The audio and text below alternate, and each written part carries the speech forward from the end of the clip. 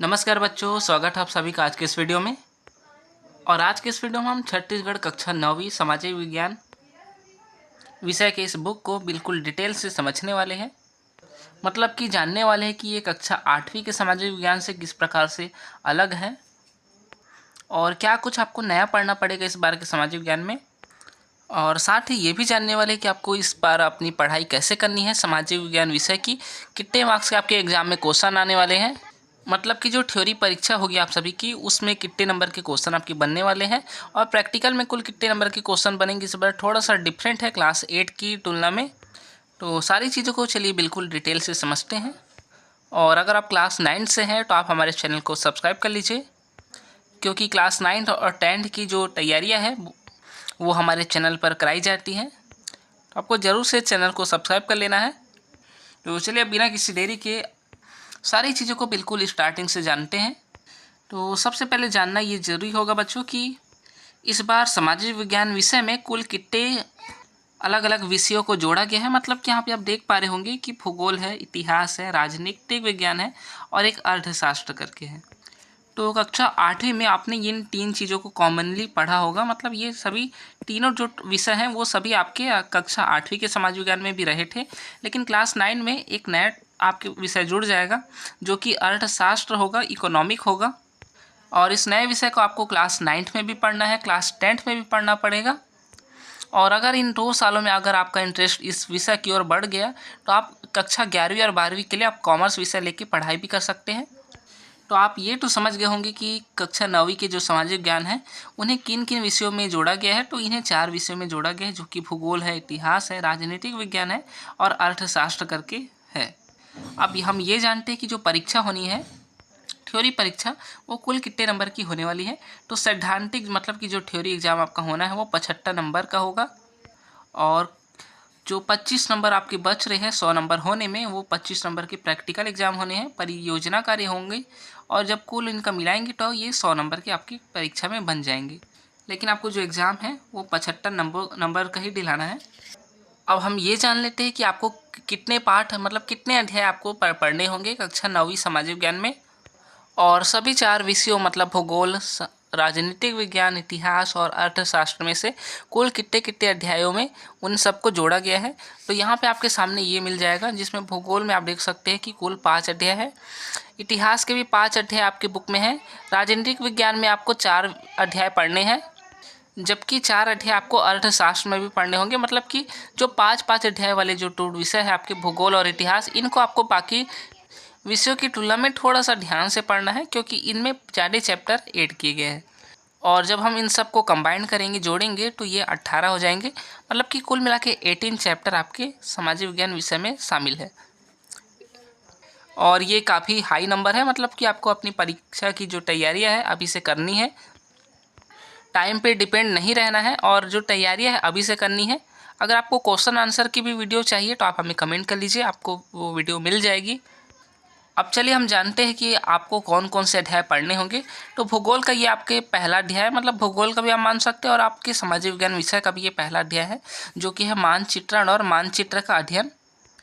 मतलब कि आपको इस पूरे चैप्टर में भारत का जो नक्शा है और उस नक्शे के बारे में जो मानचित्र है, मानचित्र के बारे में सारी चीज़ों को आपको सीखना है।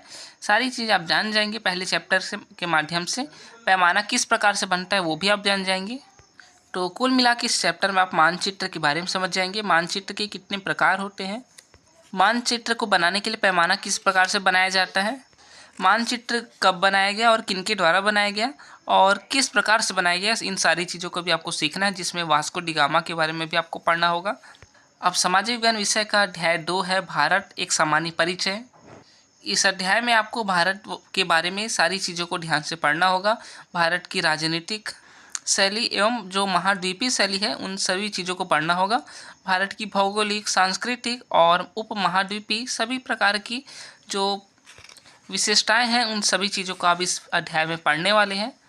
चलिए अब हमारा जो तीसरा अध्याय है वो है भारत की जलवायु। तो इसमें भी आपको भारत की जलवायु के बारे में पढ़ना है कि मतलब जलवायु का जो प्रभाव है यहाँ की जनता के ऊपर क्या प्रभाव डालता है। जलवायु को नियंत्रित करने वाले कारक आपको पढ़ने होंगे। काफ़ी इंपॉर्टेंट क्वेश्चन है आपके एग्जाम की दृष्टि से। किस प्रकार की ऋतुएं भारत में पड़ती हैं, इन सभी चीज़ों को भी आपको ध्यान से सीखना होगा। हमारे इस सामाजिक ज्ञान में जो ऋतुएं हैं उन्हें 4 भागों में बांटा गया है, लेकिन सामान्य रूप से हम ग्रीष्म ऋतु, वर्षा ऋतु और जो शीत ऋतु है इनके बारे में ही जानते हैं। लेकिन इसमें आपको 4 प्रकार पढ़ने होंगे। सभी के यहाँ पे क्रम से व्याख्या भी की गई है, तो आपको बिल्कुल डिटेल से पढ़ना है क्योंकि ये आपके लिए स्टार्टिंग है। और अगर आप ध्यान से पढ़ेंगे तो क्लास 10 के लिए आसानी होगी। फिर अध्याय 4 में आपको भारत की नदियाँ और अपवाह प्रणाली के बारे में पढ़ना है, मतलब कि भारत में किस प्रकार की नदी है, कितनी नदियाँ हैं और किस किस मार्ग से वे प्रवाहित होगी, इन सभी चीज़ों को आपको जानना होगा। तो कुल मिलाकर ये जो आपका जो अध्याय है वो भारत की नदियों के बारे में और उनके प्रवाह स्थल के बारे में ज़्यादा इम्पोर्टेंट है। भूगोल विषय का आपका जो अंतिम अध्याय है, अध्याय 5, वो है प्राकृतिक वनस्पति एवं वन आश्रित समुदाय। तो प्राकृतिक वनस्पति मतलब प्रकृति से किस प्रकार की वनस्पति हमें प्राप्त होती हैं, और जो वन के द्वारा आश्रित समुदाय है मतलब जो वनों में ही रहते हैं उनके बारे में आपको डिटेल्स यहाँ पे पढ़ने को मिलने वाला है। अनेक प्रकार के वृक्षों के बारे में आप इस अध्याय में पढ़ेंगे। और अब हम इतिहास की ओर आगे बढ़ते हैं। इतिहास का जो पहला अध्याय होगा, लेकिन समाज विज्ञान का ये अध्याय 6 होने वाला है, जो कि पहला है यूरोप और भारत में आधुनिक संस्कृति का उदय। तो यूरोप और जो भारत है उनमें आधुनिक संस्कृति का उदय कैसे हुआ, सारी चीज़ों को इतिहास के रूप में आपको डिटेल से समझने को मिलेगा, जिसमें आपको पूर्व आधुनिक काल मतलब कि सन 1300 से आपको सन 1800 के बीच का जो समय था यूरोप और भारत के बीचों बीच में, वो आपको पढ़ने को मिलने वाला है। फिर अध्याय 7 में आप पढ़ेंगे धर्म सुधार और प्रबोधन। इसमें भी आप अनेक प्रकार के धर्मों के बारे में आपको पढ़ना होगा, उनमें किस प्रकार के संशोधन और सुधार किए गए उन्हें पढ़ना होगा, और प्रबोधन के बारे में आपको पढ़ना होगा। इसका भी जो समय है वो है 1300 से 1800 के बीच में। अब है अध्याय 8 लोकतांत्रिक एवं राष्ट्रवादी क्रांतियाँ। सन 1600 से 1900 के बीच की ये जो घटनाएं हैं, मतलब लोकतांत्रिक रूप से और जो राष्ट्रवादी रूप से क्रांतियाँ हुई है, उन सभी को आपको पढ़ना होगा, जिनमें से सबसे जो महत्वपूर्ण है और जो सबसे फेमस क्रांति है वो है स्वतंत्रता संग्राम आंदोलन, जो कि 1857 में कंप्लीट हुआ था। तो आपको उसे भी डिटेल से पढ़ने को मिलने वाला है। काफ़ी अच्छा चैप्टर है ये भी। इसमें आपको फ्रांसीसी क्रांति के बारे में पढ़ना होगा। अब है अध्याय 9 औद्योगिक क्रांति और सामाजिक बदलाव, जो कि सन 1750 से सन 1900 तक चला। मतलब औद्योगिक रूप से क्या क्या क्रांतियाँ हुई, मतलब कि इंडस्ट्रियल में जो क्रांति हुई, मतलब कि समझ सकते हैं आर्थिक रूप से जो क्रांति हुई, और जो सामाजिक बदलाव आए उनके बारे में इस चैप्टर में आपको सीखना होगा। और इसका मतलब ये है कि उद्योगों के प्रति जो है लोगों की रुचि कैसे बढ़ी और किस प्रकार के बदलाव आए, उन सभी चीज़ों को जानना होगा, जिसमें सबसे महत्वपूर्ण है औद्योगिक क्रांति। लोहा इस्पात भी पढ़ना होगा, किस प्रकार से लोग जागरूक हुए और आर्थिक रूप से जुड़ते रहे। फिर है इतिहास का अंतिम अध्याय, मतलब कि अध्याय 10 उपनिवेशवाद। इसमें उपनिवेशवाद मतलब कि जो गुलाम हुए देश थे, मतलब कि जो अन्य शक्तिशाली देशों के अधीन थे, उन देशों के बारे में आपको पढ़ना होगा, जिसमें भारत भी शामिल है, जो कि ब्रिटेन का अधीन था और उनका उपनिवेश था। और सन 1947 में फिर भारत ने स्वतंत्रता प्राप्त की। तो उपनिवेशवाद के बारे में भी आपको ध्यान से पढ़ना होगा। अनेक देशों के उपनिवेशवाद और उनके वर्चस्व के बारे में आप जानेंगे। अब आगे बढ़ते हैं राजनीतिक विज्ञान की ओर, जिसमें 4 अध्याय शामिल हैं। अध्याय 11 है लोकतंत्र का विचार एवं विस्तार।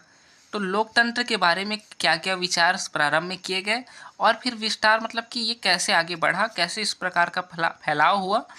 तो लोकतंत्र के बारे में ही सारी चीज़ें आपको पढ़नी है इस चैप्टर में। अध्याय 12 है लोकतंत्र की प्रमुख विशेषताएं।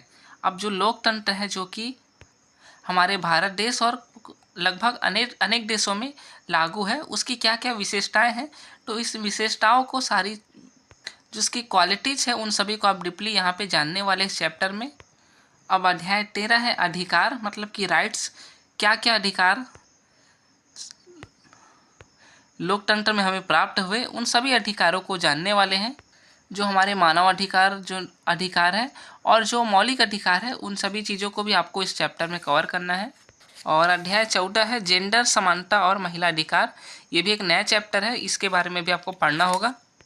अब हम आगे बढ़ते हैं अंतिम विषय की ओर, जो कि है अर्थशास्त्र, मतलब कि काफ़ी नया चैप्टर है जिन्हें आप पहली बार पढ़ने वाले हैं।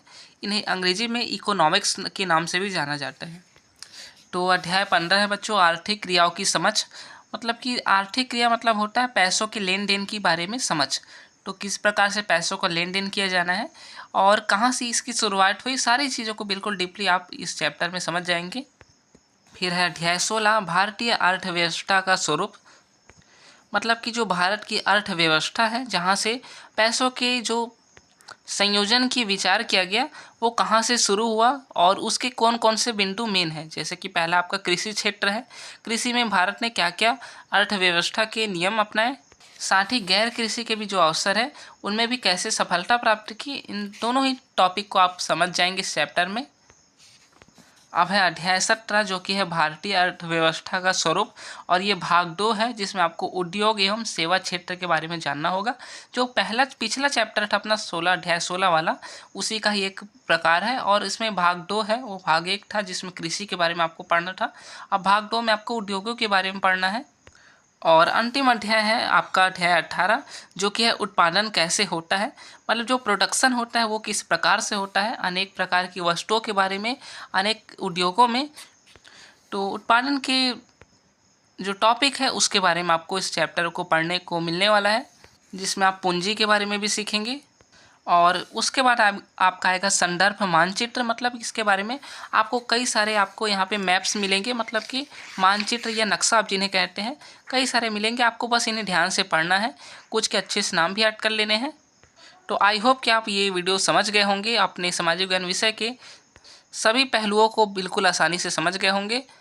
और ये एक प्रकार की इंट्रोडक्शन वीडियो है जो कि आप सभी के हेल्प के लिए बनाई गई है। अगर आपको किसी और विषय की भी इंट्रोडक्शन वीडियो चाहिए तो आप कमेंट कीजिए, आपको मिल जाएगी। चैनल को सब्सक्राइब कर लीजिए, इस वीडियो को लाइक कीजिएगा। मिलेंगे नेक्स्ट वीडियो में। धन्यवाद बच्चों।